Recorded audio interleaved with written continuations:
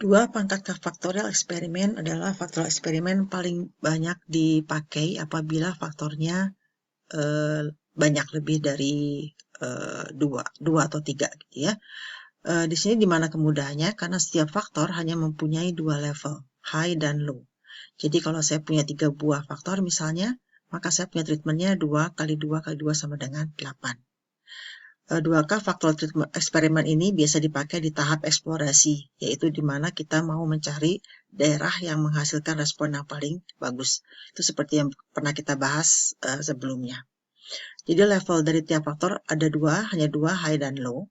Treatment dinotasikan sebagai huruf kecil. Kalau huruf kecil muncul, berarti itu high level. Kalau huruf kecil tidak muncul, berarti low level.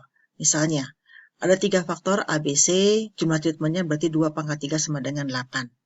Nah, di eksperimennya ada 8, 1, 2, 3, 4, 5, 7, 8, dinotasikan seperti ini.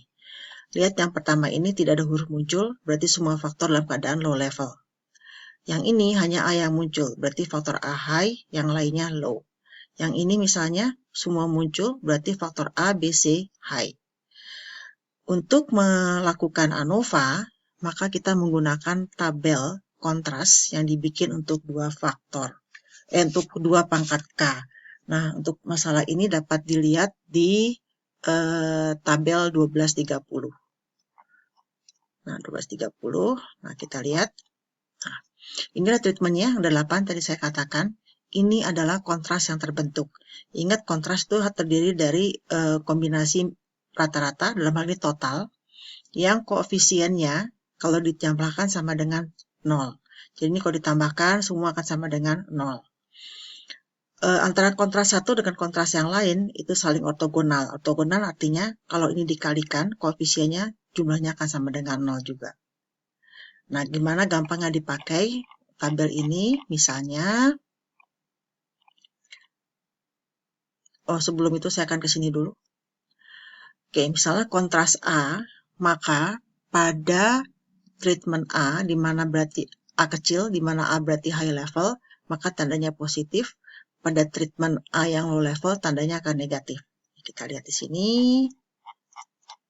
Oke, A, nah ini positif, ya high level. Ini juga positif karena A-nya ada high level. Ini juga positif, high level. Ini juga positif karena high level. Yang tidak ada huruf A-nya, dia akan minus seperti low level. Kontras B misalnya, dia akan positif di yang ada huruf B-nya. Ini B positif, B positif, B positif, B positif. Dan kalau kita kalikan antara satu kontras dengan yang lain, dia akan merupakan ortogonal. Jumlahnya sama dengan 0.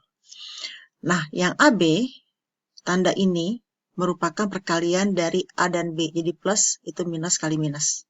Ini berarti plus kali minus. Ini berarti minus kali plus dan seterusnya. Kalau yang ABC ini berarti perkalian dari A, B, C. A minus, B minus, C minus jadi minus. Kalau yang ini A-nya plus, B-nya minus, C-nya minus, dia jadi plus. Ya, kayak gitu. Ini arti tanda-tanda tersebut. Nah, tanda-tanda ini dipakai untuk menghitung main effect dan interaction effect. Nah, coba misalnya ini. Saya mau mencari main effect dari A. Maka saya akan menjumlahkan yang high level A, yang tanda plusnya, dikurangi dengan yang low levelnya, yang tandanya minus. Kenapa dibagi 4R? Karena ini ada 4, dan saya punya R replikasi untuk setiap percobaan yang ada di sini. Nah, dengan cara seperti ini, maka kita bisa dengan mudah menghitung sum square. Kalau misalnya saya mau menghitung B misalnya, berarti ini adalah yang B yang tandanya plus, dikurangi B yang tandanya negatif, dibagi dengan 1/4R. Kalau saya mau menghitung interaction effect misalnya, A dan C, nah saya lihat di kontras AC, yang tandanya plus, dikurangi dengan kontras AC yang tandanya minus. Oke, dengan ini maka saya bisa menghitung sum square yang nantinya akan dipakai untuk analisis ANOVA dengan cepat. Oke, demikian untuk desain eksperimen.